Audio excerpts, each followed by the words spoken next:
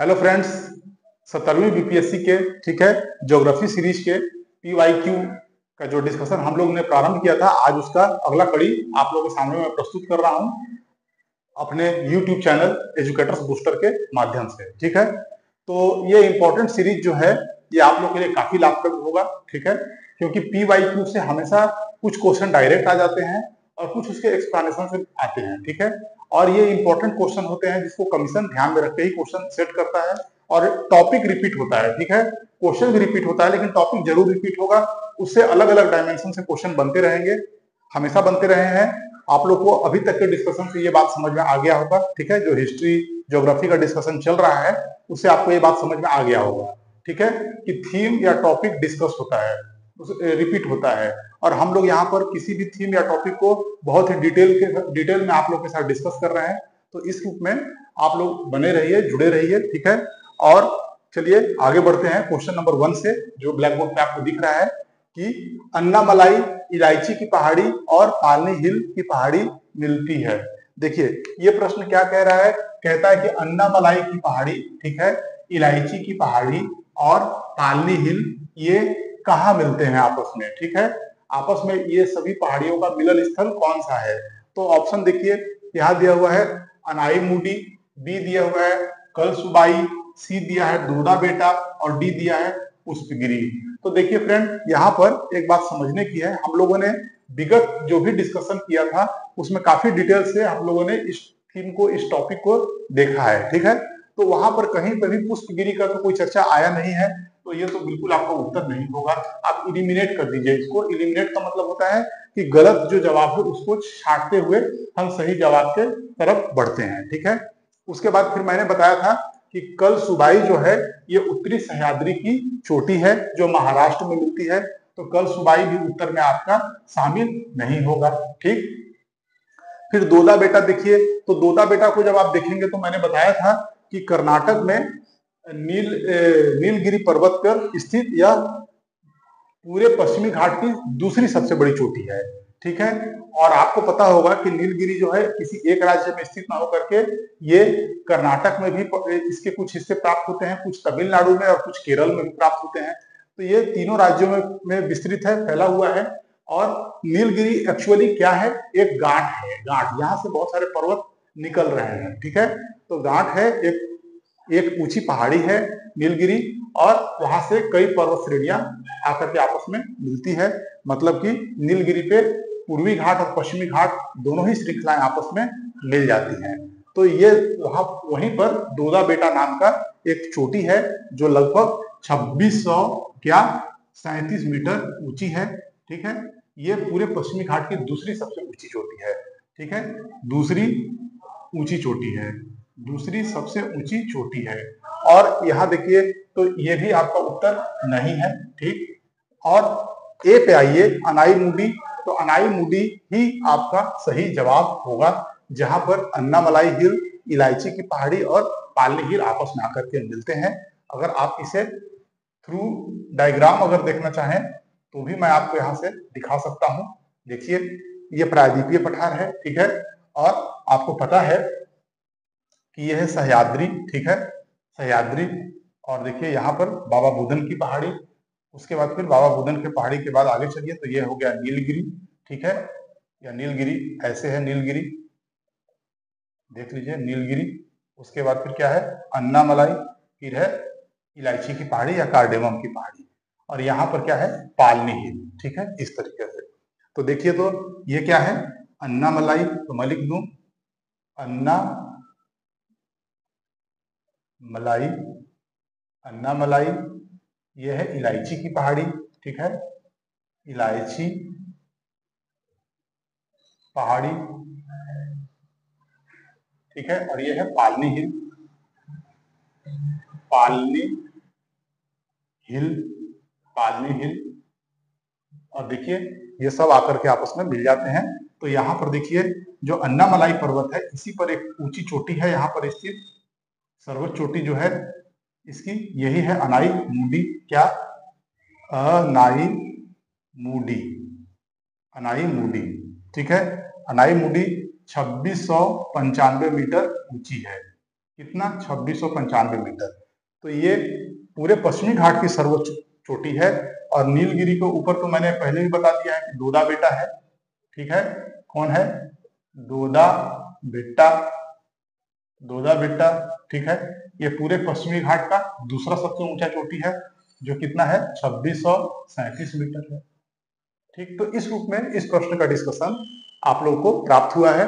Answer होगा ए। Okay friend, ठीक है। ओके फ्रेंड्स, क्वेश्चन नंबर 2 देखिए, भारत की सर्वोच्च चोटी कौन सी है? ठीक है, क्वेश्चन काफी आसान है। भारत की सर्वोच्च चोटी कौन सी है? ठीक, तो इसमें आप लोगों को पता होगा, इसका उत्तर होगा ए। कौन सा? K2 या गार्डविन ऑस्टिन, ठीक है, गार्डविन ऑस्टिन। तो देखिए, आप इस चीज को समझते हैं कि K2 जो है गार्डविन ऑस्टिन भारत की सर्वोच्च चोटी है, भारत की सर्वोच्च चोटी है, ठीक। उसके बाद आपके ऑप्शन कंचनजंगा, नंदा देवी और एवरेस्ट दिया हुआ है। तो आइए थोड़ा सा यहाँ पर मैं आपको एक डिस्कशन कर दूं, ठीक। जैसे ये है काराकोरम श्रेणी। क्या है ये? काराकोरम श्रेणी। ध्यान से देखिए, क्या? काराकोरम श्रेणी। तो काराकोरम श्रेणी में जो सबसे ऊंची जो चोटी है, इसे ही क्या कहते हैं? K2। यही है क्या? K2, या इसी को क्या कहते हैं? गॉडविन ऑस्टिन, गॉडविन ऑस्टिन, ठीक है। और ये कितना है? 8611 मीटर ऊंची है, ठीक है, 8611 मीटर ऊंची है। तो देखिए, K2 गॉडविन ऑस्टिन का जो भारत की जो सबसे ऊंची चोटी है, उसका लोकेशन कहां पर है? तो ये देखिए, काराकोरम श्रेणी पर इसकी लोकेशन है, ठीक है। देखिए, यहाँ पर दो और जो पर्वत श्रृंखला है, दो पीक है, चोटी है, वो भी काफी इंपॉर्टेंट है। देखिए, जो ये है, इसे कहते हैं गसेर ब्रूम। क्या? गसेर ब्रूम 2, ठीक है। और ये है गसेर ब्रूम 1। देखिए, इसे याद रखना है आपको, या फिर आपको सिंपली ये याद रखना है कि कारक K2 या फिर गॉडविन ऑस्टिन के जस्ट पूरब में दो श्रृंखलाएं प्राप्त होती हैं, सॉरी, दो पीक प्राप्त होती हैं, दो चोटियां प्राप्त होती हैं, गसेर ब्रूम 2 और गसेर ब्रूम 1। देखिए, ये बहुत इंपॉर्टेंट है। आने वाले समय में अगर इस थीम से क्वेश्चन रिपीट करेगा, तो अब संभवतः K2 को न रिपीट करके ये पूछ सकता है कि गसेर ब्रूम जो पर्वत की चोटी है, वह निम्नलिखित में से किस हिमालय में अवस्थित है? तो आपको ऑप्शन दे देगा काराकोरम, महान हिमालय, लघु हिमालय, शिवालिक हिमालय। तो ये क्वेश्चन नया हो जाएगा, ठीक है। ये क्वेश्चन अपने आप में नया हो जाएगा और थोड़ा सा जटिल भी हो जाएगा, अगर मैं ये कहूं तो आप लोग को याद रखना है, ठीक है। उसके बाद आप आइए महान हिमालय में, जो कि बहुत सारे चोटियों से, बहुत सारे पर्वत के पीक से, चोटियों से भरा पड़ा है। तो आप देखिए, ये है महान हिमालय। तो मैंने बताया था कि महान हिमालय कहां से कहां तक है? तो नंगा पर्वत से लेकर के कहां तक फैला हुआ है? नामचा बरवा तक। देखिए, ये क्या है? नामचा बरवा। थोड़ा हम लोग यहाँ पर देख लेंगे अच्छे से, नामचा बरवा। फिर देखिए, अब आगे चले तो कुछ महत्वपूर्ण चोटियों को मैं यहाँ पर प्रदर्शित करूंगा, ठीक है। जैसे कि देखिए, आगे जब आप आते हैं, ठीक है, तो यहाँ पर मैं दिखाऊंगा। यहाँ पर देखिए, ये है कामेट, ठीक है, कामेट। कामेट के बाद फिर आगे आइए तो नंदा देवी, ठीक है।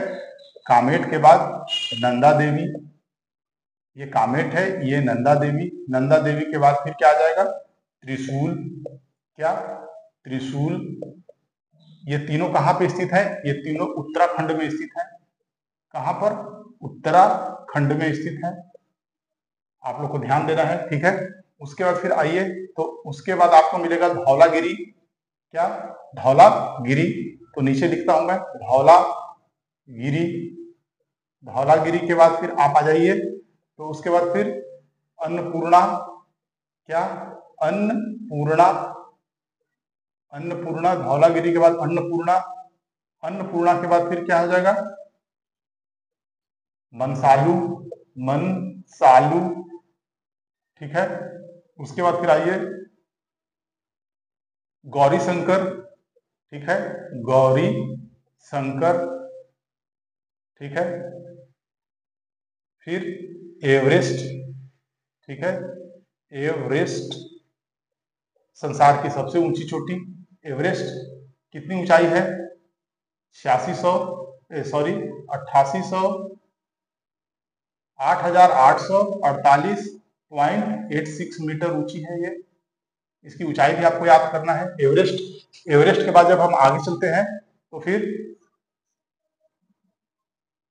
है आपका ये क्या है? मकालू, मकालू, ठीक है। फिर आगे आप चलिए तो एक पर्वत श्रृंखला और मिलेगा, ये सब मैंने क्रम से दिखा दिया है। एक श्रृंखला और मिलेगा लहोत्से, क्या? लहोत्से। फिर जब आगे आप चलेंगे, ठीक है, तो यहां पर एक पर्वत श्रृंखला आपको मिलेगी, ये इस तरीके से, ठीक है।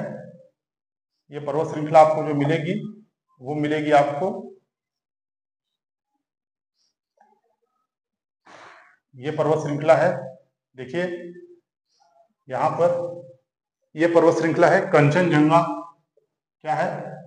कंचनजंगा, ठीक है, कंचनजंगा। ये कितना है? 8586 मीटर, 8586 मीटर। देखिए फ्रेंड्स, ये हिमालय के कुछ महत्वपूर्ण क्या है? शिखर हैं, ठीक है, पीक हैं, ठीक है। आप देखिए पहला नंगा पर्वत से, ग्रेटर हिमालय में नंगा पर्वत से स्टार्ट होता है, सबसे पश्चिम में नंगा पर्वत है, सबसे पूर्व में नामचा पर्वत, उसके बीच में देखिए उत्तराखंड में जो हमारे ऊंचे शिखर प्राप्त हो रहे हैं वो कौन कौन से हैं? तो देखिए कामेट, नंदा देवी, त्रिशूल, ये उत्तराखंड में है। बाकी ये जितने भी श्रृंखलाएं आपको दिख रही हैं ये कहाँ है? नेपाल में है, या इसे कहते हैं नेपाल हिमालय में स्थित है। तो देखिए धौलागिरी, अन्नपूर्णा, फिर देखिए यहाँ मनसालू, फिर गौरी शंकर, ठीक है, फिर एवरेस्ट। अब देखिए एवरेस्ट 8,848.86 मीटर ऊंचा है। पुराना नाम इसका क्या है? इसका पुराना नाम है, देखिए इस तरीके से इसे दिखाते हैं 15, 10, 5, 15। इसको सर्वे चार्ट में 15 के रूप में प्रदर्शित करते हैं। देख लीजिए X5 या 10, 5, 15 के रूप में इसे इसी रूप में लिखा जाता है सर्वे चार्ट में। पुराने सर्वे चार्ट में उल्लेख है एवरेस्ट के विषय में ये .15, ठीक है। उसके बाद फिर देखिए इसे चोमोलुंगमा भी कहते हैं, क्या? चोमोलुंगमा, ठीक है, चोमोलुंगमा। यहां पे मैं लिख रहा हूं, देखिए चोमोलुंगमा, तिब्बत में नाम है इस एवरेस्ट का चोमोलुंगमा, ठीक है, या पृथ्वी की देवी इसे कहा जाता है। चोमोलुंगमा का हिंदी में अर्थ पृथ्वी की देवी होता है। फिर इसे और क्या कहा जाता है? सागर माथा, सागर माथा। सागर माथा का मतलब क्या होता है? स्वर्ग की पर्वत, ठीक है, स्वर्ग की पर्वत, ठीक है, पीक ऑफ हेवन। तो दो नाम याद रखिएगा जो तिब्बत में प्रसिद्ध है, प्रचलित नाम है चोलोलुंगमा और सागर माथा। एवरेस्ट के बारे में ये बात आपको ध्यान रखना है, ठीक है। उसके बाद फिर देखिए कंचनजंगा, देखिए तो उसके बाद फिर मकालू और फिर लोहोत्से, और उसके बाद फिर देखिए कंचनजंगा को। तो कंचनजंगा को जरा ध्यान से देखिए, इसका लोकेशन कहाँ है? इसका लोकेशन है, देखिए नेपाल और तिब्बत और साथ ही साथ भारत में भी कुछ हिस्सा इसका पड़ता है कंचनजंगा का, क्योंकि सिक्किम राज्य के समीप ये स्थित है। तो इसका ये 3 देशों में स्थित है, एक तो नेपाल में और दूसरा तिब्बत में अर्थात चीन में, और तीसरा क्या? भारत में, जो सिक्किम के सीमा पर टच करती है, छूती है। तो कंचनजंगा की ऊंचाई कितनी है? तो देखिए 8586 मीटर, ये आपको याद रखना है, ठीक है, और इस रूप में इसे ध्यान रखना है।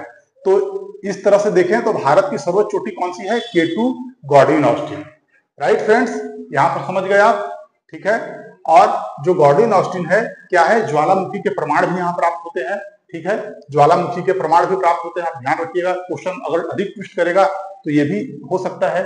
तो यहां पर देखिए कि अगर आपसे कोई पूछे, ठीक है, कि भारत की सबसे ऊंची चोटी कौन है, तो आप बोलेंगे गॉर्डन ऑस्टिन है। फिर अगर कोई आपसे ये पूछे, ठीक, कि कोई अगर आपसे ये सवाल पूछ दे कि बताइए कि भारत की दूसरी सबसे बड़ी चोटी कौन सी है, तो आप क्या बताएंगे यहां पर, तो आप बताएंगे कंचनजंगा। ठीक है।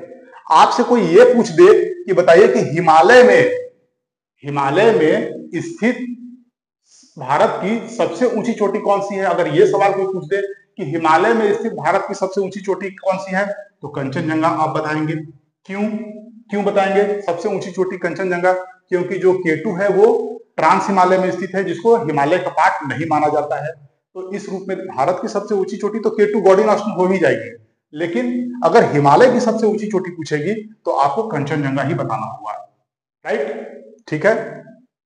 उसके बाद तीसरा, आपसे यह पूछे कि निर्विवादित रूप से भारत की सबसे ऊंची चोटी कौन सी है, तो देखिए बात क्या है कि यहां पर देखिए कि गॉर्डन ऑस्टिन जो है, ठीक है, ये क्या है, ये विवादित स्थल में गिनती होती है। ठीक है, क्योंकि ये गिलगिट बाल्टिस्तान के क्षेत्र में पड़ता है। ठीक है, इसके वजह से। और दूसरा बात, कंचनजंगा देखिए ये मतलब कि ट्राई प्लेस में स्थित है। ट्राई प्लेस का मतलब कि नेपाल में भी इसका हिस्सा है, तिब्बत में इसका बहुत बड़ा हिस्सा है, और नेपाल में बहुत बड़ा हिस्सा है, और इसका छोटा सा हिस्सा सिक्किम के द्वारा हमारे देश में पड़ता है। लेकिन अगर निर्विवादित रूप से भारत के पूर्णतः कब्जे में स्थित सबसे ऊंची चोटी की बात की जाए तो वो नंदा देवी होगा, जो उत्तराखंड में स्थित है। तो इसको भी थोड़ा सा ध्यान में रखने की आवश्यकता है। अगर आप रखते हैं तो बहुत अच्छी बात है, अन्यथा इस डिस्कशन से और इस तरह के जो पर्वत शिखरों को दिखाया गया है, इसे अगर आप ध्यान में रखेंगे तो यहाँ से कोई भी सवाल आपसे गलती नहीं होगा, हमेशा आपसे सही होगा। ठीक है friend, okay friends, next question number 3 क्या दिया है, निम्नलिखित में से कौन सा युवा वलित पर्वत नहीं है। देखिए युवा वलित पर्वत नहीं है, तो सबसे पहले तो आपको पता होगा कि युवा वलित पर्वत किसे कहते हैं। ऐसी पर्वत श्रृंखला, ठीक है, जिसका निर्माण दो महत्वपूर्ण प्लेटों के मध्य में, ठीक है, संपीड़न बल के लगने से वहां स्थित मलबे पर दबाव जब पड़ता है, या वहां पर स्थित जो मुलायम चट्टाने हैं उन पर दबाव पड़ने की वजह से जब उस चट्टानों में वलन हो जाता है, भ्रंशन हो जाता है, तो वो एक पर्वत श्रृंखला का रूप ले लेती है। ठीक है, तो उसे कहते हैं युवा वलित पर्वत।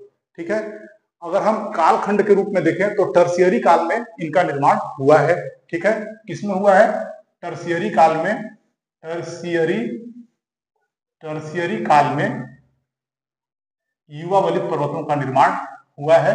माना जाता है कि टर्शियरी काल ही युवा वलित पर्वतों के निर्माण का काल है, जो कि सेनोजोइक आप इसे याद कर लीजिएगा, सेनोजोइक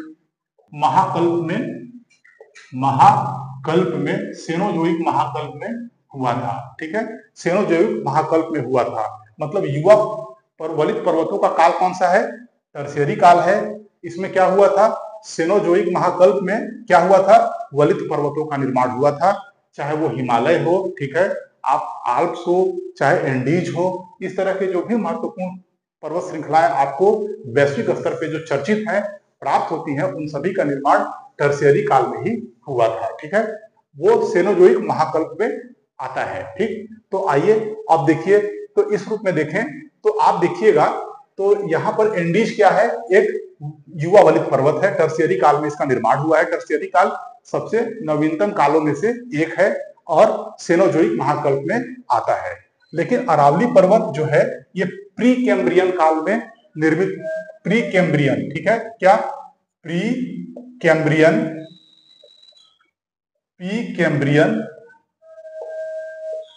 काल में निर्मित पर्वत श्रृंखला है। ठीक है, या प्री कैम्ब्रियन महाकल्प में इसका निर्माण हुआ था। जहां मणिपुर महाकल्प, प्री कैम्ब्रियन महाकल्प जो था, ठीक है, में निर्मित पर्वत श्रृंखला है। ये सर्वाधिक पुरातन चट्टानों का काल है। यहाँ प्री कैम्ब्रियन काल में जो भी चट्टानों का निर्माण हुआ था, पर्वतों का निर्माण हुआ था, वो सबसे पुराने पर्वत हैं, सबसे पुरानी चट्टान है। ठीक है, और उसी रूप में देखें तो अपलेशियन पर्वत श्रृंखला भी जो है वो बहुत पुरातन है। ठीक है, क्या है, प्राचीन चट्टानों से निर्मित है, प्राचीन चट्टानों से निर्मित है ये, ठीक है।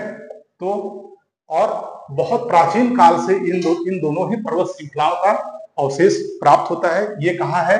अपलेशियन पर्वत, ये है यूएसए में, यूनाइटेड स्टेट अमेरिका में, ठीक है। यूनाइटेड स्टेट अमेरिका के यदि आप जाकर के यूनाइटेड स्टेट अमेरिका में अगर आप जाकर के देखें, ठीक है, ये इस तरीके से ये है यूनाइटेड स्टेट अमेरिका को अगर आप देखेंगे, ठीक है, तो कहीं ना कहीं यहाँ पर अपलेशियन पर्वत है। देखिए ये अपलेशियन पर्वत का लोकेशन है, मतलब कि अगर देखें तो ये पश्चिम पूरब भाग है, तो दक्षिण पूर्वी भाग में अपलेशियन पर्वत प्राप्त होता है ये। तो ये प्राचीन चट्टानों से बना है, यूएसए में प्राप्त होता है, ठीक है। और ये दोनों ही पर्वत श्रृंखलाएं क्या है, इतने लंबे समय से धरातल पर विद्यमान है, ठीक है। पहले ये भी बहुत ऊंचे और बड़े बड़े शिखर युक्त पर्वत श्रृंखलाएं थी, परंतु प्री कैम्ब्रियन काल से लेकर के आज तक, ठीक है, के काल में निरंतर इनका क्या हुआ, अपरदन होता रहा है, जल के द्वारा, ठीक है, हिमानी के द्वारा, बहते हुए शुष्क वायु के द्वारा। तो इस तरह के बहुत सारे अपरदन के बाद ये क्या है, बहुत ही घिस चुके हैं और ये छोटे मतलब कि ऊंचाई में बहुत कम हो चुके हैं। तो इन्हें क्या कहते हैं, अवशिष्ट पर्वत। क्या कहते हैं इन दोनों को? अवशिष्ट पर्वत, अवशिष्ट पर्वत, अवशिष्ट पर्वत। ऐसा पर्वत जो बहुत ही प्राचीन समय से विद्यमान था और काफी अपरदित हो चुका है, तो इसे अवशिष्ट पर्वत कहते हैं, ठीक है। अवशिष्ट पर्वत, प्राचीनतम पर्वत, प्राचीनतम पर्वत। तो देख लीजिए आपका ये उत्तर क्या हो जाएगा आप लोग का, अरावली और अपलेशियन दोनों ही होंगे, इसीलिए उपयुक्त में से क्या हो जाएगा, एक से अधिक। तो डी आपका उत्तर होगा, ठीक है फ्रेंड। और अरावली के बारे में तो मैंने डिटेल में आप लोगों को बताया है, ठीक है, कि ये गुजरात में प्राप्त होता है, गुजरात, राजस्थान और दिल्ली तक पहुंच गया है। इसकी सबसे ऊंची चोटी इसके दक्षिणी भाग में प्राप्त होती है, जिसे गुरु शिखर के नाम से जानते हैं। 1722 मीटर ये क्या है, ऊंची है। और यहाँ पर कई महत्वपूर्ण खनिजों के भंडार भी प्राप्त होते हैं, जैसे कॉपर, ठीक है, सिल्वर, ठीक है, चूना पत्थर, कायांतरित चट्टानों का भी यहाँ पर भरमार है, राइट। ठीक है friend, okay okay friend. Next question, question number 4। Himalaya में हिम रेखा निम्न में से निम्न के बीच होती है। तो देखिए हिम रेखा के बारे में क्वेश्चन आपसे पूछ दिया गया है कि हिम रेखा कितने ऊंचाई तक प्राप्त होता है। तो आपके ऑप्शन क्या है, 4300 से 6000 मीटर पूर्व। आप देखिएगा 4300 से 6000 मीटर पूर्व, फिर 4000 से 5800 मीटर पश्चिम, फिर 4500 से 6000 मीटर पश्चिम, और फिर डी में उपयुक्त सभी। तो देखिए सबसे पहले मैं आपको बता दूं कि इसका उत्तर क्या होगा, ए, ठीक है, ए। आइए एक्सप्लेनेशन देखते हैं। तो देखिए हिम रेखा क्या है, हिम रेखा वह ऊंचाई है, ठीक है, वह न्यूनतम ऊंचाई है जहां से स्थायी रूप से हिम का वास होता है, ठीक है, ठीक है ना। हिम रेखा क्या है, एक न्यूनतम ऊंचाई है जहां से क्या है कि जहां पर जल जो है वो बर्फ के रूप में स्थायी रूप से विद्यमान है, जहां बर्फ स्थायी रूप से प्राप्त होगा, ठीक है, वहां से। तो इसे ही कहते हैं हिम रेखा, ठीक। अब हिम रेखा, हिमालय में हिम रेखा पश्चिमी हिमालय और पूर्वी हिमालय, दो हिमालय के क्षेत्र हैं, ठीक है। तो हिमालय के दो क्षेत्र हैं, एक पूर्वी हिमालय, एक पश्चिमी हिमालय। जैसे देखिए ये पूरा, अगर हम पूरे भारत के मैप को हम बनाएंगे अगर इससे, ठीक है, ठीक है, आपको पता है इस तरीके से हम बनाएंगे, तो ये इस तरीके से हम चले जाते हैं। तो ये देखिए ये पश्चिमी हिमालय का क्षेत्र है, ये पूरा पश्चिमी हिमालय है, ठीक है, और ये इधर पूर्वी हिमालय है, ठीक है। तो इसको अगर आप देखिएगा तो आपको पता चलेगा कि दोनों जगह हिम रेखा की लंबाई एक जैसी नहीं है, ठीक है, नहीं है। तब आपको पता चलना चाहिए कि हिम रेखा की आखिर ऊंचाई किस बात पर निर्भर करती है। तो हिम रेखा की जो ऊंचाई है वो निर्भर करती है आर्द्रता पर। आप बहुत ध्यान से इसको समझिए, बहुत ही कम ही स्थान पर आपको इसका डिटेल मिलेगा। आर्द्रता या वर्षा की मात्रा, दोनों एक ही चीज है, वर्षा की मात्रा, ठीक है, इन्हीं दोनों इसी पर सर्वाधिक निर्भर करता है कि कहां पर हिम रेखा की लंबाई कितनी होगी, ठीक। तो जहां आर्द्रता अधिक होगा, ठीक है, जहां आर्द्रता अधिक होती है, जहां आर्द्रता ज्यादा होगी, जहां पर वर्षा की मात्रा ज्यादा होगी, ठीक है, तो वहां पर क्या होगा, जहां वर्षा की मात्रा ज्यादा होगी, आर्द्रता की मात्रा ज्यादा होगी, ठीक है, वहां पर हिम रेखा की लंबाई कम होती है। ठीक है, तो आर्द्रता अधिक, ठीक है, हिम रेखा की लंबाई, हिम रेखा की लंबाई कम, ठीक है। और जब आर्द्रता क्या कम, तो हिम रेखा की लंबाई, ऊंचाई क्या हो जाएगी, ज्यादा। ठीक है, तो इस रूप में आप लोगों को पता चल गया। तो अब इसके हिसाब से अगर हम देखें, ठीक है, इसके हिसाब से अगर हम देखें तो आपको पता होगा कि औसत रूप से अगर देखा जाए तो जो पूर्वी मतलब कि हिमालय क्षेत्र है, पूर्वी हिमालय क्षेत्र में 4200, ठीक है, 4200 मीटर या 4300 मीटर के आसपास हिम रेखा की ऊंचाई प्राप्त होती है। और पश्चिमी हिमालय में जो हिम रेखा की ऊंचाई प्राप्त होती है लगभग 5800 से 6000 मीटर प्राप्त होती है। ठीक है, ये दोनों आप देख लीजिए। तो ये हो गया पूर्वी हिमालय की हिम रेखा की ऊंचाई 4200 मीटर, और ये क्या है, पश्चिमी हिमालय में हिम रेखा की ऊंचाई 5800 से 6000 मीटर तक। ठीक है, तो इस रूप में आप लोगों ने इस प्रश्न का एक्सप्लेनेशन देखा, और आप लोगों ने ये बात समझा कि आर्द्रता और वर्षा की मात्रा पर निर्भर करती है कि हिम रेखा की ऊंचाई कितनी प्राप्त होगी। ठीक है, ये बात समझ गए आप। ठीक, और आपको ये बात समझना है कि हिम रेखा की जो ऊंचाई है और आर्द्रता, इन दोनों में व्युत्क्रमानुपाती संबंध है। व्युत्क्रमानुपाती मतलब इनवर्जली प्रोपोर्शनल है, दोनों व्युत्क्रमानुपाती संबंध को यहाँ पर दर्शाते हैं। ठीक है, और आपको बहुत अच्छे से पता होगा कि बंगाल की खाड़ी से समीप पूर्वी हिमालय बहुत समीप है। ठीक है, तो दक्षिण पश्चिम मानसून जो है वो बंगाल के खाड़ी के माध्यम से पूर्वी हिमालय में क्या है, आसानी से पहुंच जाता है, और पूर्वी हिमालय में काफी वर्षा करता है। लेकिन पश्चिमी हिमालय, ठीक है, दक्षिण पश्चिम मानसून के लिए काफी दुरूह कार्य है वहां तक पहुंचना, इसलिए वहां पर आर्द्रता की मात्रा कम होती है। तो इन बातों को आप समझ जाइए कि आर्द्रता का वितरण दोनों हिमालय में अलग अलग है, एक जैसा नहीं है। पूर्वी हिमालय में जहां पर आर्द्रता अधिक है, वहीं पश्चिमी हिमालय में आर्द्रता की मात्रा कम है। ठीक है, वहां वर्षा जल के रूप में ना होकर के बर्फ के रूप में होती है, बर्फ के रूप में, ठीक है, बर्फ के रूप में वहां पर आर्द्रता प्राप्त होती है। वहीं बनिस्पत पूर्वी हिमालय में क्या होता है कि वर्षा की मात्रा जो है वो बर्फ के रूप में ना होकर के जल के रूप में होता है। ठीक है, तो आर्द्रता और हिम रेखा की ऊंचाई का संबंध क्या है, व्युत्क्रमानुपाती। Right, okay okay friend, next question number 5 देखें हम लोग। निम्नलिखित में से न्यून हिम रेखा है। न्यून हिम रेखा का मतलब, कहने का मतलब है कि इस प्रश्न में ऐसे जवाब को आपको ढूंढना है जहां पर जो बर्फ, किसी पर्वत के ऊपर बर्फ जमने की जो ऊंचाई है वो सबसे कम है, सबसे कम ऊंचाई पर ही बर्फ जम जाता है। ठीक है, तो आइए देखिए, तो अभी ही जस्ट हम लोग पीछे इसके बारे में एक बृहद डिस्कशन किया है। आइए यहां भी देख लीजिए, भूमध्य रेखीय क्षेत्र, ठीक है, भूमध्य रेखीय क्षेत्र आपके ऑप्शन नंबर 1 में है। दूसरा बी हिमालयी क्षेत्र, तीसरा आल्प्स क्षेत्र, डी एक से अधिक या कोई नहीं। तो ये बहुत ही आसान सा सवाल है, लेकिन ये क्या है कि थोड़ा समझ जब आपको होगा पर्वत श्रृंखलाओं की ऊंचाई का एग्जैक्ट नहीं, मतलब एग्जैक्ट यहाँ पे आवश्यकता नहीं है। यहाँ पे आवश्यकता क्या है, एक कंपेयर करने के लिए, तुलनात्मक अध्ययन के लिए। ठीक है, कि कौन कितना है, औसत रूप से कितना ऊंचा है, तो मोटा मोटी अंदाज भी लगेगा, तो आपको पता चल जाएगा कि कहां पर हिम रेखा न्यूनतम है। तो आइए इस विकल्प में देखें, तो भूमध्य रेखीय क्षेत्र तो होगा ही नहीं। ठीक है, यहाँ पर भूमध्य रेखीय क्षेत्र तो होगा नहीं, आपका उत्तर या तो हिमालय क्षेत्र होगा या आल्प्स होगा। तो आइए देखिए, हिमालय क्षेत्र क्या है, मैंने अभी बताया कि हिमालय क्षेत्र में क्या है कि यहाँ पर हिम रेखा की जो ऊंचाई है औसतन अगर देखें तो 5800 मीटर से 6000 मीटर तक आपको यहाँ पर हिम रेखा की ऊंचाई प्राप्त होती है।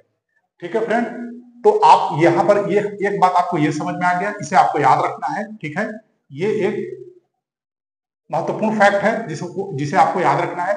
अब आइए आल्प्स पर, तो आइए आल्प्स को देखिए, तो आल्प्स की जो सबसे ऊंची चोटी है ठीक है। आल्प्स की जो सबसे ऊंची चोटी है कौन सी है? माउंट ब्लैंक या मोंट ब्लैंक कहते हैं इसे। क्या? मोंट ब्लैंक। मोंट ब्लैंक ये कितनी ऊंची है? तो ये है 4809 मीटर ऊंची। 4809 मीटर ऊंची। देखिए सबसे छोटी सबसे ऊंची जो पर्वत शिखर है, मैं माउंट ब्लैंक की बात कर रहा हूं, जो 4809 मीटर ऊंची है। इसका मतलब है कि औसतन अगर देखें तो आल्प्स पर्वत की जो ऊंचाई है वो 4000 मीटर के आसपास होगी या उससे कम भी है। तो आप देखिए कि जब हिमालय पर्वत की सबसे ऊंची चोटी की हम बात करते हैं, माउंट एवरेस्ट की, तो इसकी ऊंचाई है 8848.86 मीटर। देखिए तो। और वहीं आल्प्स पर्वत के सबसे ऊंची चोटी का जो ऊंचाई है वो 4809 ही मीटर है। मतलब आधे के आसपास आप मान सकते हैं, लमसम आधे, थोड़ी सी अधिक। तो आप देखिए तो इससे स्पष्ट हो जा रहा है कि कहां हिम रेखा की ऊंचाई न्यूनतम होगी। न्यूनतम होने का मतलब क्या है? वह ऊंचाई जहां से हिम स्थायी रूप से प्राप्त होने लगता है, जहां पर जल की जो मात्रा है वो बर्फ के रूप में प्राप्त होता है और सालों भर स्थायी रूप से हिम का वास होता है। ठीक है। जहां पर वनस्पति जो है वो प्राप्त लगभग नगण्य के रूप में होते हैं, जहां पर लाइकेन, मॉस, फर्न, इस तरह के जो छोटे छोटे घास के रूप में वनस्पतियां प्राप्त होती हैं। ठीक है। तो उसे ही हम क्या कहते हैं? हिम रेखा। तो देखिए, तो माउंट ब्लैंक 4809 मीटर है। तो इस रूप में देखें तो आल्प्स पर्वत जो है वो क्या है? कम ऊंचाई का पर्वत है कंपेयर टू हिमालय। इसलिए आपका उत्तर क्या हो जाएगा? आल्प्स सही होगा। आल्प्स में क्या होगा? हिम रेखा क्या होगा? न्यूनतम प्राप्त होगा। ठीक है। अब थोड़ा आल्प्स के बारे में और जानकारी अगर आपको चाहिए तो आप ले सकते हैं। आल्प्स क्या है? आल्प्स एक नवीन वलित पर्वत या मुर्दार पर्वत है। कैसा है ये? आल्प्स कैसा है? नवीन वलित पर्वत, जैसे कि हिमालय है, नवीन वलित पर्वत है। ठीक है। नवीन वलित पर्वत है ये। इसका निर्माण कैसे हुआ है? तो इसका निर्माण हुआ है, आप देखिए, जैसे कि हिमालय का निर्माण कैसे हुआ है? यूरेशिया प्लेट और भारतीय प्रायद्वीपीय प्लेट के टकराने से हुआ है। तो ऐसे कोई ना कोई प्लेट्स या कोई ना कोई चट्टान आपस में टकराई होंगी, जिसके वजह से क्या है? आल्प्स पर्वत का निर्माण हुआ है। तो बिल्कुल हुआ है। अफ्रीकी प्लेट, ठीक है, अफ्रीकी प्लेट, अफ्रीकी प्लेट के यूरोपियन प्लेट के अफ्रीकी प्लेट यूरोपियन प्लेट से टकराया। अफ्रीकी प्लेट यूरोपियन प्लेट से यूरोपियन यूरोपियन प्लेट से अफ्रीकी प्लेट जब यूरोपियन प्लेट से टकराया तो टकराने की वजह से वलन हुआ, संपीड़न हुआ। ठीक है। तो इस घटनाओं से, ठीक है, आल्प्स पर्वत का निर्माण हो गया। ठीक है। मतलब यूरोपियन प्लेट, इधर देखिए अफ्रीकन, मेरा देखिए डेमोन्स्ट्रेशन देखिए, ये है अफ्रीकन प्लेट, ये आगे बढ़ रही है और ये यूरोपियन प्लेट यहाँ पर स्थित है। तो ये बिल्कुल ऐसे जैसे जैसे सामने आई तो बीच के जो भी क्या थे, मलबे थे, या बीच की जो भी मुलायम चट्टान थी, उस पर दबाव तेजी से पड़ा। देखिए अफ्रीकन प्लेट से ऐसे आने से दबाव तेजी से पड़ा और यहाँ की जो चट्टान है वो क्या हो गई? मुड़ गई। ठीक है। फोल्ड हो गई। फोल्डिंग एंड फॉल्टिंग दोनों मिला, फोल्डिंग एंड फॉल्टिंग। तो फोल्डिंग एंड फॉल्टिंग का मतलब क्या हो गया? कि मतलब वलन और घर्षण, इन दोनों के परिणाम स्वरूप यहाँ पर आल्प्स पर्वत का निर्माण हुआ। ये 8 देशों में विस्तृत है। 8 देशों में विस्तृत है। ठीक है। आपको याद रखना है, किसी एक देश में नहीं है। क्वेश्चन ये भी आ सकता है कि आल्प्स स्थित है और 4 ऑप्शन दे देगा, और चारों अगर मान लीजिए कि ऐसा हो सकता है कि ऐसा विकल्प बना दे कि चारों में स्थित हो। तो आप देख लीजिए 8 देशों में स्थित है। कहां कहां? तो फ्रांस, नोट कर लीजिए, फ्रांस। फिर फ्रांस के बाद कहां है? फिर फ्रांस के बाद फिर देखें तो स्विट्जरलैंड, स्विट्जरलैंड। फिर देखिए मोनाको, मोनाको। फिर लिंचेस्टाइन, क्या? लिंचेस्टाइन। जाकर के मैप में आप लोग, ये होमवर्क है, खोजिएगा। फिर कहां है? फिर आप आइए तो स्लोवेनिया, स्लोवेनिया। उसके बाद आइए ऑस्ट्रिया, ऑस्ट्रिया। ऑस्ट्रिया के बाद आप आइए तो फिर जर्मनी, जर्मनी। फिर आइए इटली, इटली देखिए 8 कंट्री हुआ। फ्रांस 1, दूसरा स्विट्जरलैंड, तीसरा मोनाको, चौथा लिंचेस्टाइन, पांचवा स्लोवेनिया, छठवां ऑस्ट्रिया, फिर सातवां जर्मनी, आठवां इटली। तो देखिए 8 देशों में ये फैला हुआ पर्वत श्रृंखला है। ये 1200 किलोमीटर की इसकी क्या है, ये 1200 किलोमीटर लंबी श्रृंखला है, ठीक है, फैली हुई है। तो इतना आपको आल्प्स के बारे में जानकारी रखना है। संभवतः इतना जानकारी अगर आप रखेंगे, कोई भी सवाल कभी भी बनेगा, चाहे वो यूपीएससी का हो, बीपीएससी का, यूपीपीसी, जेपीएससी, कहीं भी जाएंगे आपसे सवाल बिल्कुल क्रैक होगा। ओके, ठीक है। तो friend next question, question number 6। Question क्या कहता है, निम्नलिखित में से कौन सा भूस्खलन प्रवृत्त या प्रोन क्षेत्र नहीं है। अब आइए यहां पर देखिए, तो आपके विकल्प है ए पश्चिमी घाट, बी पूर्वी घाट, सी हिमालयी क्षेत्र, या डी एक से अधिक, ई क्या है, कोई नहीं।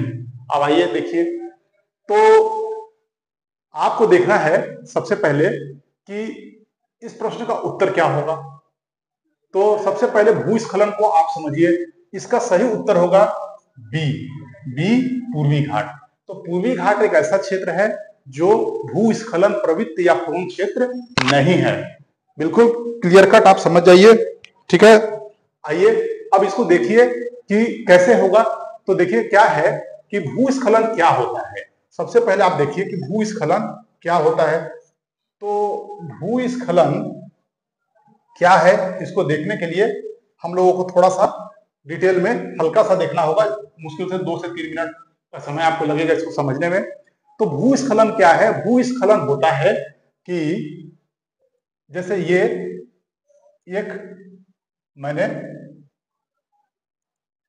एक क्या है यहां पर पर्वत का या फिर एक श्रेणी मैंने बनाया है, पर्वत श्रेणी एक बनाकर मैंने यहाँ पर दिखा दिया यहाँ पर, ठीक है। ये दिखा दिया मैंने, पर्वत श्रेणी का एक निर्माण किया है मैंने यहाँ पर। आप लोगों को स्कीमेटिक डायग्राम में मैंने इसको प्रदर्शित किया है यहाँ पर, देखिए आप लोग इसे देखिए, ठीक है।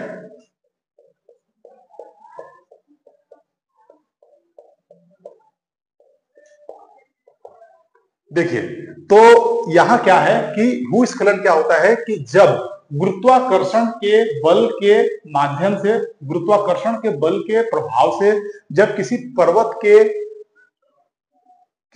के ढाल से, ठीक है, गुरुत्वाकर्षण के प्रभाव से जब किसी पर्वत के ढाल से, देखिए जैसे ये पर्वत है, ये इसका ढाल है, इसे कहते हैं स्लोप। यहां से क्या होगा, बड़े बड़े चट्टानी खंड, जैसे ये बड़े बड़े चट्टानी खंड है, ठीक है, या फिर मलबे, या फिर क्या है मृदा, क्या होते हैं जब सरक करके, देखिए सरक करके ये चट्टानी खंड मलबे सरक करके क्या है, ये पर्वत पादीय क्षेत्र में आकर के, पर्वत पादीय क्षेत्र में आकर के निक्षेपित होते हैं।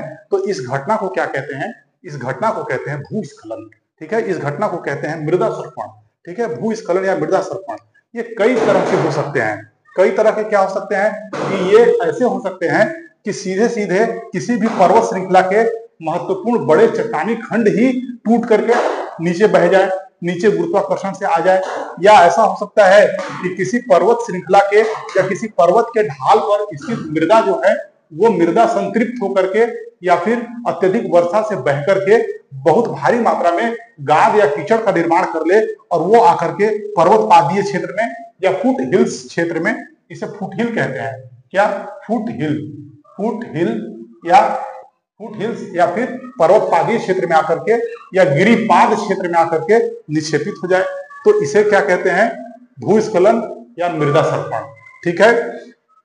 ये कैसे होता है, क्यों होता है, तो इसके कई कारण हैं। इसके कुछ कारण तो है प्राकृतिक और कुछ क्या है मानव जनित। तो प्राकृतिक कारण के रूप में अगर देखें हम इसे, तो क्या होता है कि जब किसी चट्टान का या किसी पर्वत का निर्माण क्या होता है, नवीन होता है, वो जस्ट अभी ही निर्मित हुई है, ठीक है, या वो नवीन वलित पर्वत है, तो नवीन वलित पर्वतों में मृदा सर्पण या फिर भूस्खलन की घटना सर्वाधिक प्राप्त होती है, क्योंकि जो नवीन वलित पर्वत होती है उसकी चट्टानें क्या होती है, असंगठित होती है। क्या असंगठित चट्टानें होती हैं, ठीक है, असंगठित चट्टानें होती हैं यहाँ की, असंगठित चट्टानें होती हैं यहाँ की। मृदा क्या होती है, ढीली होती है। क्या होती है, मृदा ढीली होती है, ठीक से उसका पैकिंग नहीं हुआ होता है, ठीक है, उसका ठीक से पैकिंग नहीं हुआ होता है, तो असंगठित चट्टान, मृदा ढीली होती है, ठीक है। और यहाँ पर क्या होता है, अंदर में बहुत सारे भ्रंश, ठीक है, प्राप्त होते हैं, वलन प्राप्त होते हैं, वलन और भ्रंश दोनों प्राप्त होते हैं इस तरह के चट्टानों में, ठीक है। तो ये कारण है कि प्राकृतिक रूप से अगर देखें तो ये कारण महत्वपूर्ण होते हैं। कहीं पर भूस्खलन का क्षेत्र वो कितना कितना प्रभावी भूस्खलन का क्षेत्र है, वो इन बातों पर निर्भर करता है। साथ ही साथ मान लीजिए यदि भूकंपीय घटना होती है कहीं पर बार बार, क्या भूकंपीय घटना, तो इससे भी क्या होती है कि किसी एक क्षेत्र विशेष या फिर पर्वत के चट्टान क्या होते हैं, वो कमजोर हो जाते हैं, मृदा कमजोर हो जाती है, और थोड़ी सी भी यदि वर्षा हुई तो उसके साथ वो मिल करके एक कीचड़ का निर्माण करके, एक पंख का निर्माण करके, एक दाद का निर्माण करके, एक सिल्ट का निर्माण करके, वो धीरे धीरे ढाल के अनुरूप क्या होती है, वो ढाल के अनुरूप ग्रेविटेशन फोर्स की वजह से नीचे की ओर सरकती है और नीचे आकर गिरने लगती है।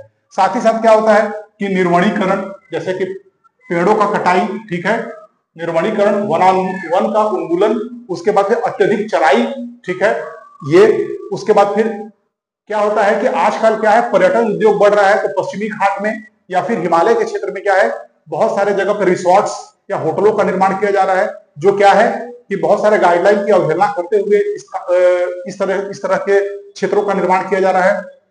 इससे क्या होता है कि वहां पर वन को तेजी से काटा जा रहा है और वहां की जो वहां पर सड़कों का निर्माण किया जा रहा है वहां तक पहुंचने के लिए। तो उससे क्या होता है कि वहां पर जो भी पर्वत श्रृंखलाएं हैं वहां काट छाट करने से वो अपने आप को रीएडजस्टमेंट करते हैं। रीएडजस्टमेंट का मतलब पुनर्स्थापित, उसके वजह से भी वहां पर मृदा सर्पण की घटनाएं जो है वो दिखती है। साथ ही साथ जलवायु परिवर्तन की जो प्रभाव है वो भी बिल्कुल आपको दिखाई पड़ता है। जलवायु परिवर्तन कैसे, तो देखिए जलवायु परिवर्तन से क्या होता है कि पश्चिमी घाट में देखिए कहीं पर अत्यधिक वर्षा प्राप्त हो रही है, इंटेंसिटी वर्षा की बढ़ जा रही है, तो अत्यधिक वर्षा से क्या होता है, चट्टाने क्या होती है, धीरे धीरे चट्टाने क्या होती है, धीरे धीरे वो मृदा के साथ मिल करके एक पंख या कीचड़ का निर्माण करके नीचे सरकने लगती है। तो बहुत सारे कारण हैं, इन सभी का परिणाम क्या है, भूस्खलन का है, और ये बहुत ही खतरनाक घटना है। आपको अगर मैं एक दो एग्जांपल दूं तो गुवाहाटी में, यहाँ असम के गुवाहाटी में 1948 का जो एक भूस्खलन आया था वो वैश्विक स्तर पे काफी खतरनाक माना जाता है। उसे न जाने कितने सैकड़ों लोग गांव के गांव लापता हो गए और खो गए, बहुत सारे लोगों का तो पता अभी तक नहीं चल पाया। ये इतना खतरनाक घटना है। साथ ही साथ दार्जिलिंग का देखिए, दार्जिलिंग का की जो घटना है वो भी आप देखिए जो 1968 में घटित हुआ था। बहुत खतरनाक, ये सब वैश्विक स्तर के जो सबसे महत्वपूर्ण और खतरनाक भूस्खलन के क्षेत्र हैं के रूप में इन्हें जाना जाता है। उसके बाद अगर मैं दिखाऊं केदारनाथ की घटना, आप लोगों को पता होगा, अगर आप भूले नहीं होंगे तो, क्या केदारनाथ की घटना जो 2013 में घटी थी, आप लोग को याद होगा। और अभी तो एक जो क्षेत्र है, अभी जो केरल की जो घटना घटी थी 2024 की घटना ही है, ये जुलाई 2024 की घटना है, ठीक है। तो वहां पर आप जाके देखिए तो केरल की जो घटना है वो भी काफी मतलब कि ध्यान खींचा था, न जाने कितने सैकड़ों लोग यहाँ पर गायब हो गए, ठीक है। कब, 2024 की ये घटना है। तो इन सब चीजों से आपको पता चल गया होगा कि कितना खतरनाक होता है ये। तो ये है भूस्खलन की महत्वपूर्ण क्षेत्र। तो आप देखें तो पश्चिमी घाट, ठीक है, हमारा एक ऐसा क्षेत्र है जो अत्यधिक भूस्खलन से युक्त क्षेत्र है। क्यों? क्योंकि यहाँ की जो चट्टाने हैं ना, ये ज्यादा भ्रंशित है, वलित है, ठीक है, और क्या है, यहाँ की जो मृदा है वो काफी ढीली है। और आपको पता होगा कि पश्चिमी घाट 200 सेंटीमीटर प्लस वर्षा का क्षेत्र है, ठीक है। तो इस रूप में आप देखिए यहाँ पर ये प्रभावित क्षेत्र है, काफी प्रभावित क्षेत्र है। और केरल सब पूरे पश्चिमी घाट का सबसे अधिक भूस्खलन प्रभावित राज्य है, ठीक है। तो आप इस बात को समझ जाइए। और हिमालय भी बिल्कुल वैसा ही क्षेत्र है जहाँ की नवीन वलित पर्वत है, चट्टाने क्या है, असंगठित है, मृदा असंगठित है, ठीक है। और ये क्या होती है, थोड़ी सी वर्षा होने पर ये इस क्षेत्र की मृदा जो है वो एक साथ मिल करके और गुरुत्वाकर्षण से बिल्कुल नीचे उतरती है, क्योंकि ढाल यहाँ बहुत तीव्र है, बहुत तीव्र ढाल का क्षेत्र है। और पश्चिमी घाट भी बहुत तीव्र ढाल का क्षेत्र है। और इन दोनों के बनिस्पत पूर्वी घाट क्या है, कम ढाल वाला क्षेत्र है। और नदियों ने इतना काटा है इस पर्वत श्रृंखला को, पूर्वी घाट को, कि अब ये उत्थित नहीं है, ये बिल्कुल संप्राय मैदान की तरह हो गई है। तो इसीलिए ये क्षेत्र क्या है, अमूमन अगर देखा जाए तो ये भूस्खलन के क्षेत्र में नहीं आता है। तो आपका उत्तर बी होगा, right. Okay friend, next question, question number 7, लिखा पानी हिमनद भारत के किस राज्य में स्थित है? ठीक है, लिखा पानी हिमनद। देखिए थोड़ा सा ये क्वेश्चन जो है वो नया पल लिए हुए है, ठीक है, तो इसे देखना, ये बीपीएससी के जो टीचर्स का जो भी एग्जाम चल रहा था 2023 में ये पूछा हुआ सवाल है, बहुत ठीक ठाक सवाल है ये। और ये सवाल ऐसा है कि अगर आपको याद है तो बन जाएगा, और याद नहीं है तो फिर ये सवाल बनाना मुश्किल काम है, ठीक है ना। तो इसको इस तरह के सवाल को कवर करने के लिए थोड़ा फैक्ट भी आपको याद करना पड़ेगा, राइट। तो इस तरह के सवाल फिर एग्जाम में आपको दिखेंगे यहाँ से। तो इसमें डिस्कशन का एक बहुत बड़ा स्कोप ज्यादा नहीं दिखता है, क्योंकि यहाँ पर आपके जो ऑप्शन है अरुणाचल प्रदेश, हिमाचल प्रदेश, सिक्किम और एक से अधिक या कोई नहीं। तो अगर आपको पता है कि लिखा पानी जो है हिमनद कहाँ पर है, अरुणाचल प्रदेश में, तो आप टिक लगा के आराम से बढ़ सकते हैं, 2 सेकंड का काम है ये। और अगर नहीं पता है तो ये बनने वाला नहीं है, ये क्वेश्चन छोड़ना पड़ेगा, ठीक है। नेगेटिव मार्किंग की वजह से बीपीएससी में आपको पता ही है कि 1/3 नेगेटिव का अब यहाँ पर प्रोसीजर है, और यहाँ पर 1/3 नेगेटिव में क्या है, जब एकदम बिल्कुल फैक्ट जो एकदम नहीं पता है तो संभवतः मेरे हिसाब से उसे छूना नहीं चाहिए, ठीक है। तो इस रूप से इसका उत्तर क्या है, अरुणाचल प्रदेश। में कुछ महत्वपूर्ण हिमनदों के बारे में चर्चा कर सकता हूं, अगर आप डिस्कशन को देखें तो। जैसे मान लीजिए कि गंगोत्री एक महत्वपूर्ण हिमनद है, ठीक है, हिमानी है, हिमनद है, ठीक है, जिससे गंगा जैसी पवित्र नदी का उद्गम होता है, ठीक है ना, आपको पता होगा, ये तो काफी वेल नोन है। और किस नदी के किनारे है ये, भागीरथी। थोड़ा सा इस तरीके से भी पढ़ने का आप लोगों को आदत डालना है। जो भी हिमनद अगर आप पढ़ें तो देखें कि उसके पास से कौन सी नदी गुजर रही है, क्यों, मैं अभी बताऊंगा जस्ट आपको। तो भागीरथी, ठीक है, ये कहाँ है, उत्तराखंड, ठीक है। फिर मिलाम भी एक महत्वपूर्ण और बहुत बड़ा ग्लेशियर है, ठीक है, हिमनद है। ये कहां पर है, मिलाम, गौरी गंगा नदी के किनारे है, ये भी उत्तराखंड में ही है, उत्तराखंड में ही है। फिर अगर आप चले सियाचिन, आपको पता ही होगा, सियाचिन जो ग्लेशियर है, ये कहाँ है, तो ये काराकोरम श्रेणी में स्थित है, ठीक है। और यहाँ पर जो सियाचिन जो ग्लेशियर है, यहाँ से कौन सी नदी बहती है, नुब्रा, कौन सी, नुब्रा नदी बहती है। और ये कहाँ स्थित है, लद्दाख में स्थित है। फिर है हिस्पार,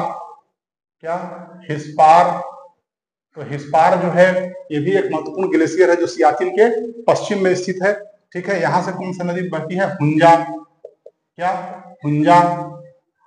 ठीक है। और ये कहाँ है, ये भी लद्दाख में स्थित है, लद्दाख। देखते जाइए आप यहाँ पर, ठीक है, ये 4 हो गए। उसके बाद फिर आप आगे चलेंगे तो फिर 12 सीगड़ी, क्या, 12 सीगड़ी, ये कहां पर है, पीर पंजाल श्रेणी में स्थित है। और इंपॉर्टेंट बात क्या है कि ये चंद्रा नदी के किनारे है, कहा, चंद्रा नदी के किनारे। और कहां पर है ये, हिमाचल प्रदेश में स्थित है ये, ठीक है। फिर क्या है, सफात, ये भी एक महत्वपूर्ण ग्लेशियर है, ठीक है। ये सफात है कहाँ, तो सफात है सुरू नदी के किनारे। और कहाँ है, लद्दाख में है ये, ठीक है। उसके बाद फिर आगे चलिए, ठीक है, तो द्रास, ये कहाँ है, किस नदी के किनारे है, तो ये है जास्कर नदी के किनारे, कहाँ, जास्कर नदी के किनारे। और ठीक है, कहाँ है, तो लद्दाख में ही है ये, लद्दाख में है, ठीक है। इसको भी आप नोट कर लीजिए, ठीक है। और आगे चल सकते हैं अगर आप चाहें तो, जैसे कि मैं बताऊं कि सतोपंत ये कहाँ स्थित है, तो सतोपंत में केवल आप इतना याद रख लीजिए कि ये कुमायूं गढ़वाल हिमालय में स्थित है, कहाँ, कुमायूं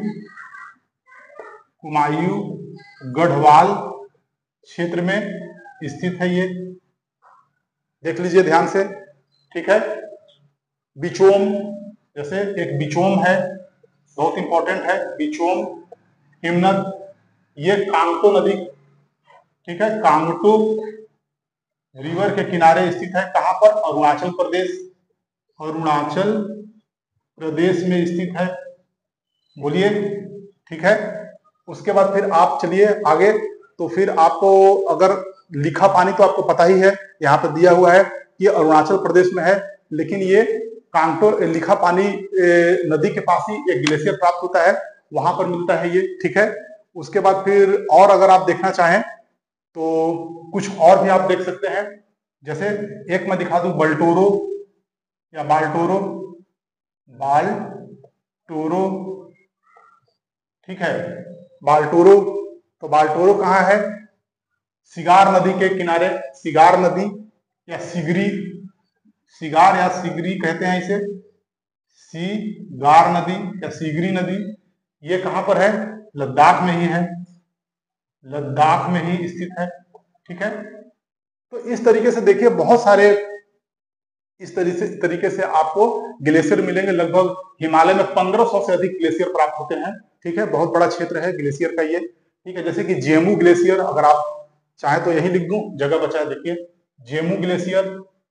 तो जेमू ग्लेशियर जेमू नदी के किनारे है, और ये कहाँ है? जेमू नदी के किनारे। जेमू ग्लेशियर कहाँ पे है? ये है सिक्किम में, क्या? सिक्किम में,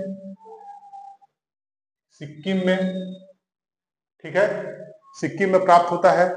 उसके बाद फिर अगर आप और देखना चाहें तो देख सकते हैं, ऐसे बहुत सारे हैं। तो आप लोग खुद से भी वर्क कीजिएगा, और जा करके क्या है कि मैप में थोड़ा सा, ठीक है, मैप अपना एटलस खोल करके वहां पर जाकर के भी आपको थोड़ा सा आप देखना है। देखिए ये काम तो खुद ही आपको करना होगा, ठीक है। तो इस और ये जो मैंने लिखा है ये काफी महत्वपूर्ण है, इतने चीजों को भी आपको याद रखना है। क्वेश्चन यहाँ से भी मिल जाएगा आपको, ऐसा बात नहीं है, क्वेश्चन यहाँ से भी मिल जाएगा, लेकिन आप एटलस खोल के एक बार ग्रेटर हिमालय, काराकोरम श्रेणी, ग्रेटर हिमालय, ठीक है, इन सभी को अच्छे से जाकर के जांचिए, परखिए, ठीक है, उनका पोस्टमार्टम कर दीजिए बिल्कुल, ठीक है, और एक लिस्ट तैयार कीजिए और उसको बार बार दोहराइए, लिख लिख के दोहराइए, तभी आप इससे पार पाइएगा और इस तरह के क्वेश्चन से निपट पाइएगा। तो देख लिए। अब इसमें मैं क्यों बोला कि ये नदी के साथ में आपको थोड़ा सा देखना है, इसलिए क्योंकि 2020 में यूपीएससी के एग्जाम में, आईएएस के एग्जाम में एक सवाल आया था कि सियाचिन ग्लेशियर स्थित है, ठीक है। उसमें दिया हुआ था कि उसमें बहुत सारे विकल्प दिए थे, उसमें एक विकल्प डी विकल्प जो था, विकल्प डी आप जाके देखिएगा, उसमें दिया हुआ था नुब्रा नदी के उत्तर, यही विकल्प था। प्रश्न बहुत ही साधारण सा था, फिर से रिपीट कर रहा हूं, 2020 का सवाल है कि सियाचिन ग्लेशियर स्थित है, राइट, अभी जस्ट 2020 की बात कह रहा हूं, और उसमें डी नंबर का विकल्प था नुब्रा नदी के उत्तर, तो यही राइट आंसर था, ठीक है। बहुत सारे लोग जो थे इसे गलत करके आए थे, तो इसीलिए मैंने कहा कि जब भी ग्लेशियर पढ़िए तो साथ ही साथ कौन सी नदी बगल से बह रही है आप उसको याद रखिए। तो इस तरीके से आप पढ़ेंगे तो आपसे सवाल बिल्कुल सही होगा, चाहे कोई भी एग्जाम हो, यूपीएससी का हो, बीपीएससी का हो, यूपीपीसीएस का हो, कोई भी एग्जाम हो वो बनेगा, ठीक है। ओके फ्रेंड, ठीक है, okay friend. Next question, question number 8, छोटा नागपुर का पठार है, छोटा नागपुर का पठार है, क्या है देखना है आपको। ये बीपीएससी के द्वारा पूछा हुआ एक बहुत लाजवाब और बढ़िया सवाल है, ठीक है, इसे आपको समझना होगा, ये एक कंसेप्चुअल क्वेश्चन है, ठीक, इसको समझ के आपको आंसर करना है। तो आइए डिस्कशन में हम लोग भाग लेते हैं। ऐसे आपका सही जवाब क्या हो जाएगा? एक संप्राय मैदान। देखिएगा बहुत सारे जो गाइड या क्वेश्चन बैंक जो भी मार्केट में आए हुए हैं, ठीक है, उन्होंने इसे एक अग्र गंभीर के रूप में वर्णित किया है, लेकिन इसका उत्तर एक संप्राय मैदान के रूप में, संप्राय भूमि के रूप में, ठीक है, सही जवाब ज्यादा सटीक बैठता है, ठीक है फ्रेंड। तो देखिए छोटा नागपुर के पठार के विषय में, छोटा नागपुर का पठार क्या है? गंगा, सोन, महानदी, ठीक है, क्या? गंगा, सोन और महानदी, गंगा, ठीक है, सोन और महानदी, ठीक है, गंगा, सोन और महानदी के मध्य में बीच में स्थित एक क्या है? एक पठार है, ठीक है, एक पठार के रूप में विस्तृत है ये, इस क्षेत्र में ये विस्तृत है, एक पठार के रूप में विस्तृत है, राइट। और क्या है कि पृथ्वी के किस तरीके से निर्मित हुई, तो पृथ्वी के अंदर से लगने वाले अंतर्जात बल, जिसे क्या कहते हैं, अंतर्जात बल या इंडोजेनिक फोर्स। इंडोजेनिक फोर्स का मतलब ये धरातल है, इसके अंदर से इस तरीके से जो मैग्मा ऊपर उठती है गर्म करके, तो इंडोजेनिक फोर्स इस सरफेस पे लगती है। तो इस सरफेस पे बार बार इस तरह के फोर्स के लगने से, ठीक है, इस तरीके से बार बार इस तरह के फोर्स को के लगने से क्या हुआ, यहाँ का जो यहाँ की जो सरफेस थी वो उठ गई इस पठार के रूप में। तो इस तरीके से इस पठार का निर्माण हुआ, ठीक है, इस तरीके से इस पठार का निर्माण हुआ है। ये कैसी पठार है, तो पी कैम्ब्रियन युग की पठार है ये, पी कैम्ब्रियन युग की पठार है, या इसे कहें कि धारवाड़ क्रम की चट्टाने हैं। ये चट्टानी संरचना है जो ग्रेनाइट और नीस से मिलके बनी है। क्या, ग्रेनाइट और नीस से निर्मित है। इसके कारण ये धात्विक खनिजों के लिए प्रसिद्ध है। धात्विक खनिज जैसे कि यहाँ पर क्या मिलते हैं, कॉपर, ठीक है, यहाँ पर कॉपर मिलते हैं, एस्बेस्टस, ठीक है, उसके बाद फिर अन्य तरह के लोहा, ठीक है, लोहा, ठीक है, इस तरीके से बहुत सारे अवरक,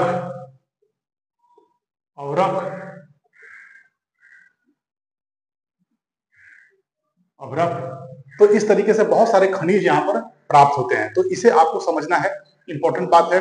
उसके बाद फिर क्या है कि ये जो पठार है ये क्या है, महाद्वीपीय पठार है। मतलब कि ये क्या है कि महाद्वीपीय पठार मतलब ये लगभग भारत के पूर्व में, ठीक है, महाद्वीप पर ही ये विस्तृत है, ठीक है, किसी भी तटीय क्षेत्र से इसका कोई कनेक्शन नहीं है। ये एक रेडियल या अरीय प्रवाह का ये एक प्रतिरूप है। अरीय प्रवाह का मतलब क्या होता है, जहां से बहुत सारे नदियां निकलती हैं। जैसे कि यहाँ से कौन कौन सी नदी निकलती है, दामोदर, ठीक है, बराकर, उत्तरी कोयल, दक्षिणी कोयल, इस तरह से बहुत सारे नदियों का यहाँ पर उद्गम है। और यहाँ से बीचों बीच से जो नदी निकलती है वो कौन सी है, ये है दामोदर नदी। दामोदर नदी से दो भाग में बांटती है। उत्तरी भाग को हजारीबाग का पठार कहते हैं, हजारीबाग का पठार। आप इसे देख लीजिए, क्वेश्चन का जोन है ये बिल्कुल आएगा, ये बहुत इंपॉर्टेंट क्षेत्र है। आईएएस में भी यहाँ से सवाल आते हैं, पीसीएस में भी सवाल आते हैं, वनडे एग्जाम हो सभी एग्जाम में, वनडे टूडे सभी एग्जाम में यहाँ से सवाल आते हैं। हजारीबाग का पठार, और इसे रांची का पठार कहते हैं, रांची का पठार। इसे पाट का पठार भी कहते हैं, पाट का पठार या पाटलैंड, पाट का पठार, या इसे कहते हैं पाटलैंड। पाटलैंड क्या है, जैसे आप सीढ़ी चढ़ते हैं ना, सीढ़ी स्टेप बाय स्टेप, इसी तरीके से इसे अगर देखें तो ये भी स्टेप बाय स्टेप बनी हुई है, ठीक है, क्योंकि कई बार उत्थान हुआ है इस पठार का। हिमालय के निर्माण के क्रम में इस पठार का कई बार उत्थान हुआ है। जब जब हिमालय टकराई है, जब जब टकराई आगे बढ़ी है, तब तब इसमें उत्थान ऐसे ऐसे उत्थान, ये उत्थान ऐसे होता चला गया है, उत्थान होता चला गया है। तो हर बार उत्थान होने की वजह से क्या हुआ, स्टेप वाइज इसमें आपको सीढ़ी नुमा इसमें क्या है दिखाई देगा, इसमें ऊंचाई, तो इसीलिए इसे पाटलैंड भी कहते हैं, ठीक है, ये आपको जानना है। यहाँ पर क्या है, यहाँ पर बहुत सारे खनिज जो प्राप्त होते हैं, इस कारण से इसे खनिजों का घर भी कहते हैं, ठीक है। यहाँ पर क्या है, ये जो नदी दिख रहा है आपको, दामोदर नदी, तो दामोदर नदी यहाँ एक भ्रंश से बहती है, जिसकी वजह से दामोदर नदी की जो भ्रंश घाटी है, वहां से गोंडवाना कालीन कोयला मिलता है। कोयला, यहाँ पर कोयला का सबसे महत्वपूर्ण क्षेत्र है, भारत का सबसे अधिक कोयला का भंडार इस क्षेत्र में प्राप्त होता है, आपको पता ही होगा, ठीक है, ये बात पता होगा। यहाँ से अगर और इंपॉर्टेंट बात अगर आपको देखना हो तो इसका विस्तार किन किन राज्यों में, जरा ये भी देख लीजिए। तो झारखंड, ठीक है, कहाँ, झारखंड में सर्वाधिक विस्तार है इसका। ये झारखंड के बाद फिर क्या है, वेस्ट बंगाल में भी कुछ विस्तार मिलेगा, उड़ीसा में भी कुछ विस्तार मिलेगा, और आप भूलिएगा मत कभी बिहार ऑप्शन में आ जाए तो आप गलत मत कीजिएगा, क्योंकि दक्षिण बिहार में, ठीक है, जो भी आपको दिख रहा है, जैसे कि कैमूर, जमुई, नवादा, ठीक है, इस तरह के जो जिला आप देख रहे हैं, कुछ हिस्सा अभी भी छोटा नागपुर के पठार का उस एरिया में मिलता है, ठीक है। इसलिए जो जमुई का इलाका देखिएगा खासतौर पे खनिजों के लिए थोड़ा सा प्रसिद्ध है, जहां पर सोना भी अभी खोजने पे सोना भी प्राप्त हुआ, जहां पे अनुमान लगाया जा रहा है कि भारत का सर्वाधिक सोना का क्षेत्र कौन सा है, जमुई है, ठीक है। तो इसी के वजह से है, क्योंकि ये जो छोटा नागपुर का पठार है वहां तक विस्तृत है, इस बात को समझ जाइए। यहाँ पर ना लेटेराइट मिट्टी का निक्षेप भी प्राप्त होता है कहीं कहीं, इसलिए यहाँ पर लेटेराइट मिट्टी का भी निक्षेप प्राप्त होता है। देखिएगा क्वेश्चन जब जटिल करेगा तो हो सकता है ये भी कर दे, इसके वजह से यहाँ पर मेसा और बूटे, BUTTY, बूटे, मेसा और बूटे की संरचना प्राप्त होती है। ये मेसा बूटे क्या है तो देख लीजिए, दोनों एक ही संरचना है। इस तरीके से देखिए ये क्या होता है, ये इस तरीके का संरचना है। देखिए ये आधार स्थल है और ऊपर में ये जो है यही है, जो ऊपर में जो ढक्कन दिख रहा है इस पठार नुमा है, ये छोटा पठार नुमा स्थलाकृति है, और ये ऊपर में जो दिख रहा है ये लेटेराइट मिट्टी से निक्षेपित क्षेत्र है। ठीक है, इसे कहते हैं मेसा। क्या? मेसा। और बूटे क्या है? बूटे इस तरह की संरचना है। देखिए इस तरह की संरचना है बूटे इस तरह की संरचना है।